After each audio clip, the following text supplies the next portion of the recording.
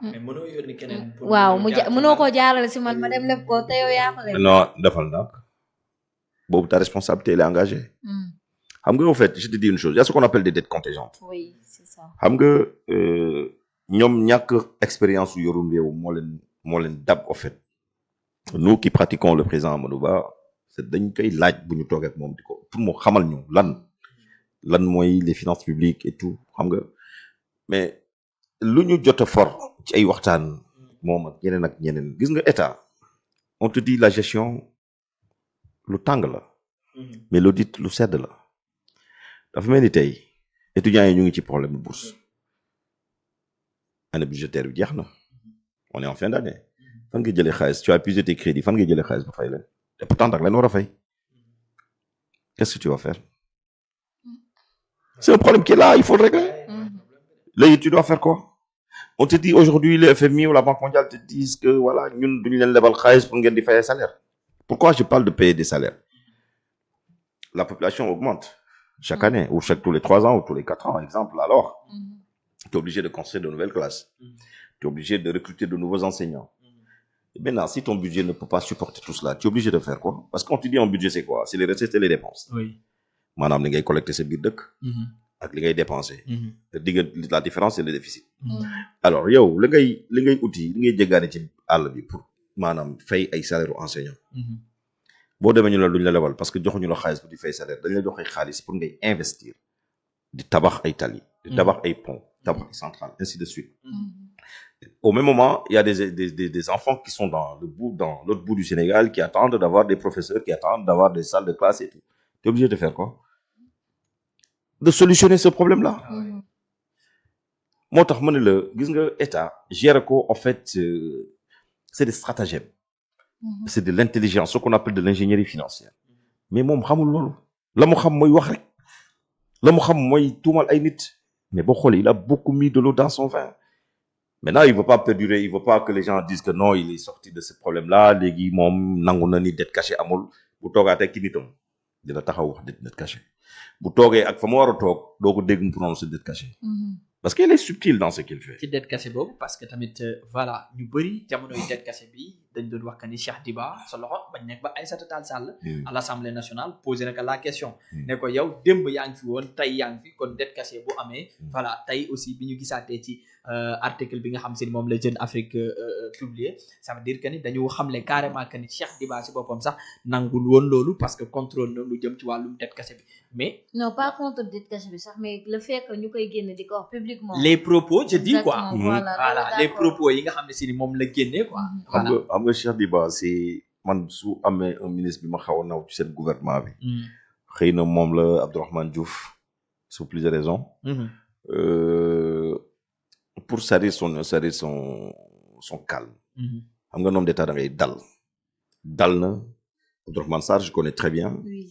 xam naa ko parce que j'ai eu à bosser avec sa femme xam nañ bu baax Abdourahmane Sarr l'actuel ministre de l'économie mais Cheikh Diba boo gisee boo amee seetlu bu waaj à chaque fois gain bi di génn di wax il se sent tout le temps gêné ce ne sont pas des propos à tenir c'est surtout boo yoree boo incarner la République boo incarner l'État da nga am loo xam te ne da nga ko war a jomb di def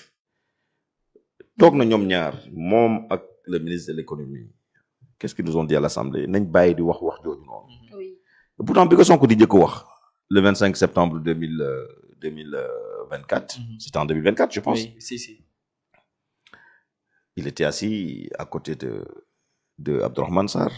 à ce moment-là lu tax new ko bàyyi li ngay wax nga ñëw ba léegi nga ne moom yàgg na taxaw di wax ni la dette elle est soutenable sa waay ab dëkk da ngay leb di liggéey la dette elle est intergénérationnelle le barrage de Manantali de Diamala ba ñu contacter les dettes qui les ont construites ça date des années 80 ba léegi c'est-à-dire la dette est arrivée à maturité en 2026 bii nii lañ koy pare fay mais ñoom dinañ boru kalin di wutu ëllëg xëy na yaakaar naa ni ñun la le président Amadou Ba mu leen di wutu dina ñëw dina fay seen i bor dina fay boru Macky Sall fay ay bor Abdoulaye Wade xëy na sax dina fay ay bor Abdou Diouf donc la dette elle est comme ça c'est-à-dire ils ont hérité d'un pays quand même clean un pays où les signaux étaient ouverts mais nga ñëw sa làmmiñ moo dugal Sénégal ci guute gi mu nekk nii ba pare bu nga cee génn mënoo cee génn mais il faudrait que les gens se rappellent de ce qu'ils disaient lorsqu'ils étaient dans l'opposition on n'a pas besoin du FMI à chaque fois nga toog FMI tàccu la rek jàppal ni voilà war nga tiit mais ñoom nañu FMI fait dans la diplomatie pourtant beaucoup de connaisseurs l'ont dit Madiambal l'a dit Cheikh Yérim Seck l'a dit bu leen sonal seen bopp fii ba juin 2026 ñu leen jox dara pourtant loolu la ñu dund nii parce que c'est des praticiens xam nañu te aussi dañuy collaborer ak ñi xam état mais mën nañu am yaakaar parce que la fois passée bi ñu demee assemblée le premier ministre nee na ñu ngi ci ay négociations ak FMI mais lu tax muy négocier ak FMI il veut faire dans la ñu am résultat non mais attends il a dit ça mais lu tax muy comment dirais-je muy yaakaar ci équipe bi il nous a dit que lui il croit à son presse là le plan stratégique de développement le plan de redressement économique et social du noonu la ok il veut faire dans la collecte des ressources endogènes mais il y a la surimposition bi ngay dund bi may dund kii nga koy dund yow nga bëgg a imposer Sénégalais te Sénégal lu ñu lekk yi saabuñu ko Yérim Seck ne la buñ moytul nit dina bëgg a lekk ñaxte du ko gis fa lañ jëm moo tax il est temps que ce pays soit remis quand même entre de mains quand même expertes Sénégal delluwaat fa mu nekkoon kon ne teg dëkk bi sur les rampes de l'émergence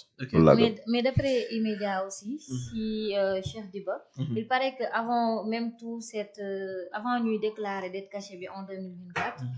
dépôt ba mu xamee ne dañ koy déclarer déposé woon sa lettre de démission mais c'est le président de la République Bassirou Diomaye Diakhar Faye xam nga Cheikh Diba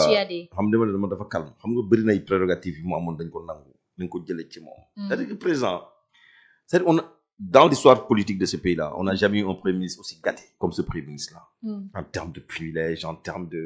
de pouvoir yi ñu ko jox surtout ça fan yi passé gis nañu ñu yokkalaat non yokkaluñu ko dara c'était la réorganisation de la primature mais moom lañ gën a doole non c'est un peu piégé boo xool il y a une cellule d'inspection il y a une inspection en interne au niveau de la primature pour xool la muy def moom maanaam dañ ko réorganiser quoi. dañ ko réorganiser. mais moom lañ gën a jox kii. Diomaye dafa mel ni dafa wàññi ay cëram. jox nga président non c'est plus non loolu gars yi yàgg nañ ko ruumandaat c'est plus de cohérence yokkaluñu ko pouvoir dans ce sens-là non c'est pour avoir plus de cohérence dans la gestion bien sûr pour avoir plus de fluidité dans la gestion administrative loolu kese la du leneen bien sûr loolu kese la mais la primature a besoin quand même d'une direction des ressources humaines loolu c'est normal la primature a besoin d'une structure qui fait dans les inspections te moom léegi la muy gérer xaalis bu yor noonu gars yi dañ ko inspecté xool tu vois ce que je dis donc pour terminer moom daal man su ma nekkoon moom damay bàyyi politique parce que jigoo Sénégal jigoo Sénégalais yi nga duggee ci non mais na bàyyi non xamul tax mais là c'est du leurre ça c'est du leurre ay naxee bàyyi kese la mais lan la fi jaayul nit ñi yow bu delluwaatee Sénégalais yi lan la leen di wax entre nous nen day def na fi tourné lan la leen di wax mais day waxtaan ak ñoom day projet leen leerul et tout mu liggéey projet la projet léegi mooy projet bi mais projet lan moo koy soutenir tamit du budget lan mooy doxal projet du budget non amaguñu budget bi tax ñuy projet mooy lu pareegul dégg nga tubaab non projet mooy lu pareegul j'ai un projet de voyage est-ce que voyager nga moi je veux plutôt qu'on parle d'offre politique non mais même bu dul loolu parce que kuy ñëw tamit da ngay am mébét tey ñoom ñi seen leader bëgg na dellusiwaat am na mébét ni moom tamit lii moom la bëgg non c'est une offre non on propose une offre xam nañ moom il a parlé de projet mooy lu pareegul ñun dañuy wër dem déglu Sénégalais yi c'est-à-dire recueillir c'est-à-dire dem jukki jafe-jafe askan dem recueillir leur avis par rapport ñun gis na am nañ gis-gis mais suñu gis-gis rek doy dañuy dem ci Sénégalais yi ñoom itam ñoom lañ bëgg ñu yore réew bu ñu xasee ba toog on va fusionner ces deux visions-là pour qu'au moins demain dans notre fonctionnement décisionnel et notre fonctionnement tout court ñu xam nan la ñuy doxee et bu ñu doxee Sénégalais dañu gis impact ci lu ñuy doxee parce que ñoom dañ ci gis seen bopp d'autant plus que la plupart des projets qui s'arrêtent je dirais pas des